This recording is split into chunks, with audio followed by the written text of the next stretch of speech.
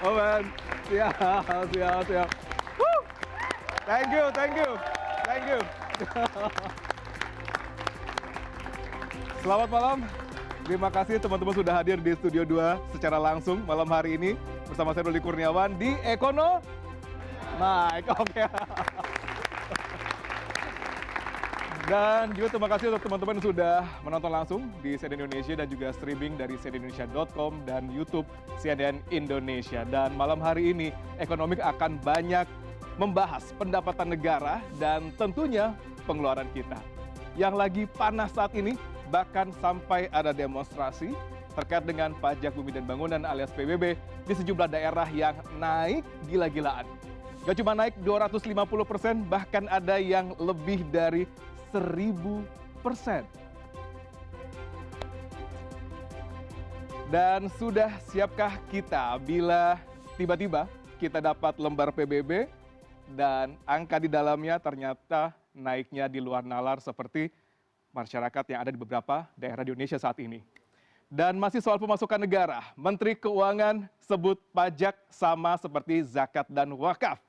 Kira-kira seperti apa MUI melihat pernyataan ini? Apakah memang sama?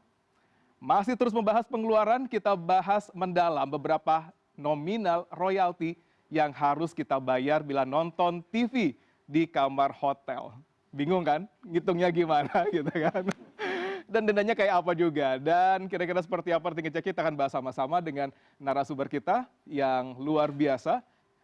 Mulai dari ada LKPM, ada penulis lagu, dan juga ada yang lain. Kita akan elaborasi semuanya. Dan untuk malam hari ini, untuk membahas itu semua, saya tidak sendiri. Sudah ada kawan baik saya, seorang senior ekonomis Universitas Islam Internasional Indonesia, dan juga menjadi Head of Mandiri Institute dan punya pengalaman di World Bank, Asian Development Bank, dan juga masih banyak lagi. And please welcome rekan baik saya, Teguh Yudo Wicaksono.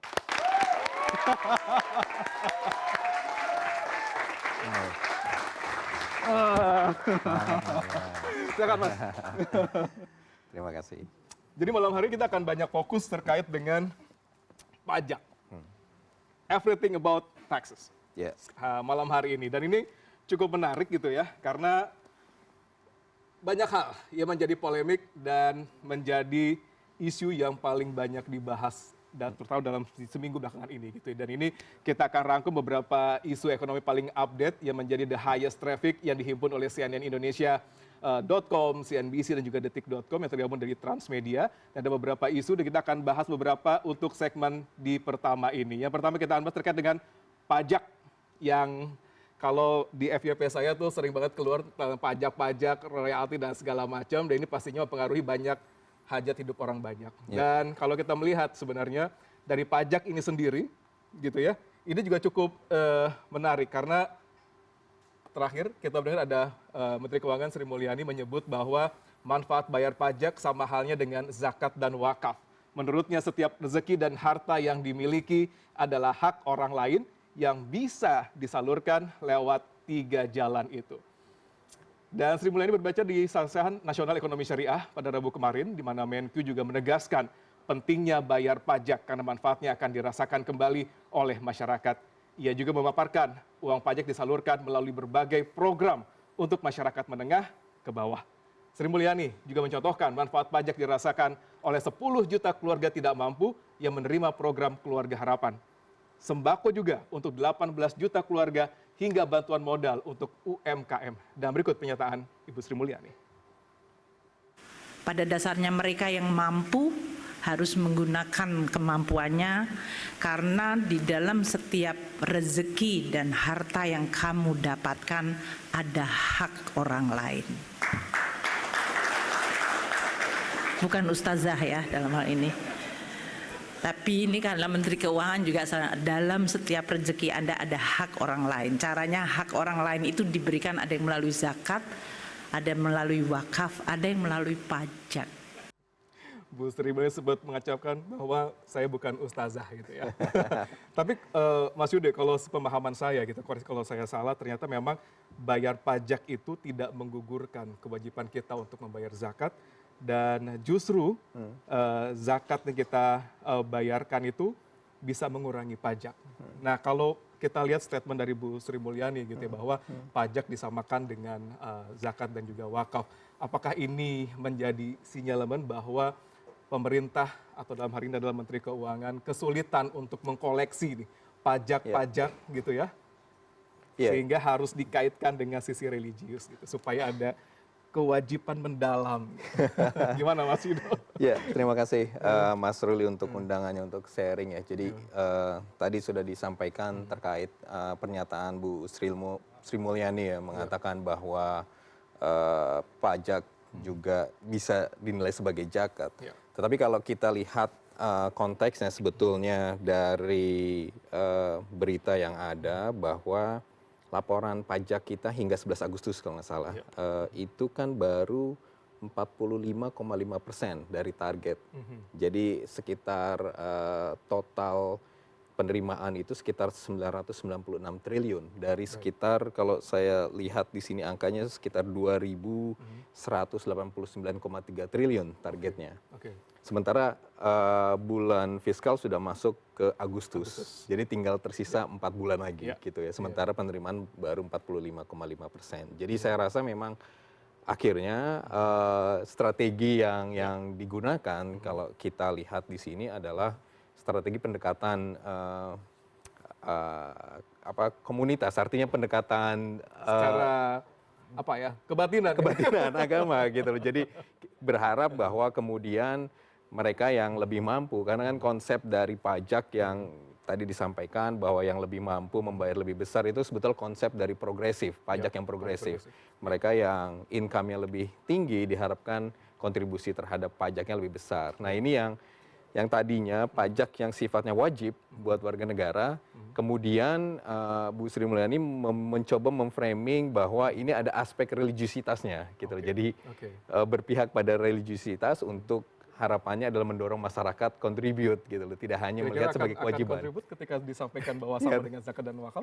Tentu saja ini menjadi pertanyaan. Kelebihannya cukup besar, kekurangannya cukup besar sampai nanti akhir tahun. Betul. Jadi kalau saya lihat sih ini tantangan dari defisit fiskal yang akan membesar gitu ya.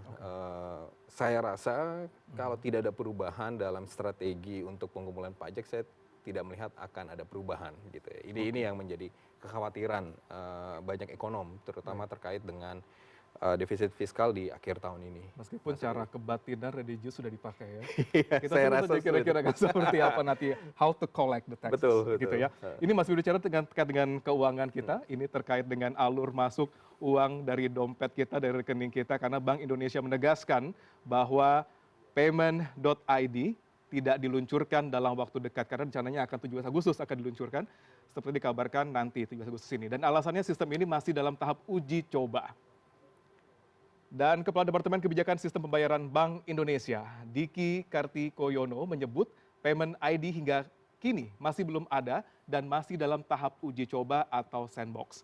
Dan saat ini uji coba yang dilakukan Bank Sentral fokus pada penyaluran bantuan sosial non-tunai. Menurut Diki, masih banyak tahapan yang perlu dilakukan sebelum akhirnya Payment ID resmi diluncurkan dan digunakan. Mulai dari peraturan Bank Indonesia, peraturan anggota Dewan Gubernur, hingga petunjuk teknis.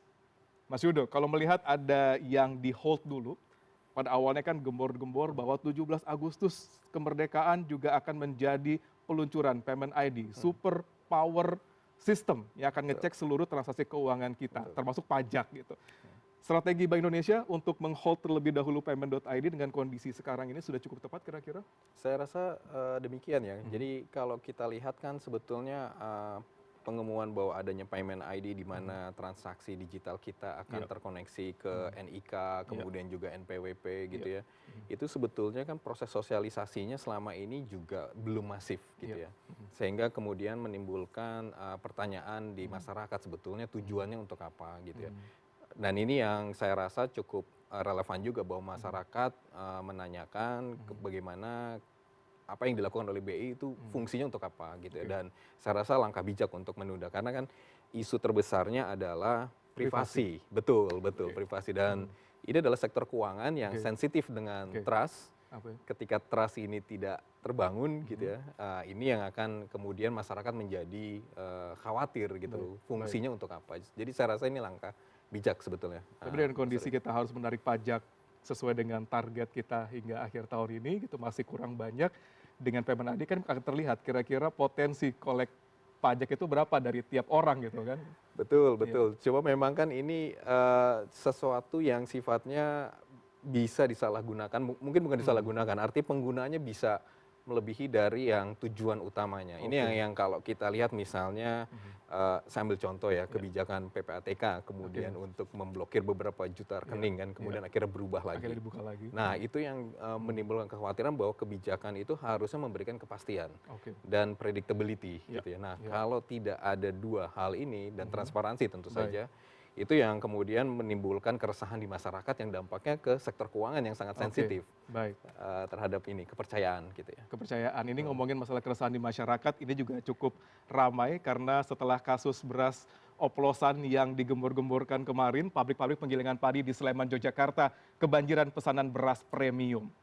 Dan manajer gabungan kelompok tani atau Gopoktan, Sido Mulyo, Sleman mengatakan pesanan meningkat setelah produsen menarik beras premium yang kualitasnya tidak sesuai aturan. Pasalnya, permintaan pasar meningkat hingga 20% dibanding sebelumnya, yaitu sekitar 20 ton per hari. Permintaan ini di luar kapasitas produksi maksimal harian yang mampu dipenuhi, karena Gapoktan ini hanya mampu memproduksi hingga 15 ton per hari. Itu pun harus melayani berbagai jenis permintaan beras berbeda selain beras premium. Ini cukup menarik, ternyata permintaan beras premium meningkat, tapi kalau kita lihat ternyata ada yang mengkhawatirkan juga, beras premium di retail modern itu ternyata masih cukup sulit ditemukan. Dengan kondisi seperti itu, dari Mas Yudo melihatnya seperti apa? Apakah dengan kondisi bahwa ada permintaan beras yang tinggi, stok gudang Bulog akan dikeluarkan, atau kita akan impor, atau kita, karena kan informasinya kita surplus beras nih, berapa? 3 juta ton misalnya gitu. Atau seperti apa nanti ke depannya melihat fenomena seperti ini? Ya, tadi kalau kita nyambung dengan isu terkait dengan trust ya, kepercayaan gitu. Tadi sudah disampaikan bahwa salah satu penyebab dugaannya adalah ledakan dari panen, kemudian juga banyak yang penggilingan yang sifatnya kecil gitu. Memang karena kasus beras oplosan itu sangat masif gitu ya, sehingga kemudian betul, dan itu yang kemudian petani yang tadinya ke tempat penggilingan besar sekarang bergeser ke penggilingan UMKM. Kalau saya melihatnya dua sisi sih. Dari satu sisi ini cerminan bahwa trust itu dimanapun, nggak cuma tadi di sektor keuangan, tapi juga sektor real, beras gitu ya. Itu benar-benar sesuatu yang serius dan memang perlu dijaga. Yang kedua, mungkin ada sisi positif ya, dalam artian selama ini penggilingan kecil, menengah dan kecil kan ditinggalkan. Malah kesulitan buat dapetin. Nah sekarang malah justru sekarang malah beralih ke sana gitu ya. Jadi mungkin di satu sisi ada aspek positif yang walaupun tentu saja isu trust ini yang perlu diselesaikan gitu. Baik, pemerintah juga mengatakan untuk mengakomodir dengan trust ini sendiri, bahwa akan menghapuskan namanya klasifikasi beras. Tidak ada lagi beras premium, tidak lagi beras medium, semuanya satu aja gitu, beras gitu.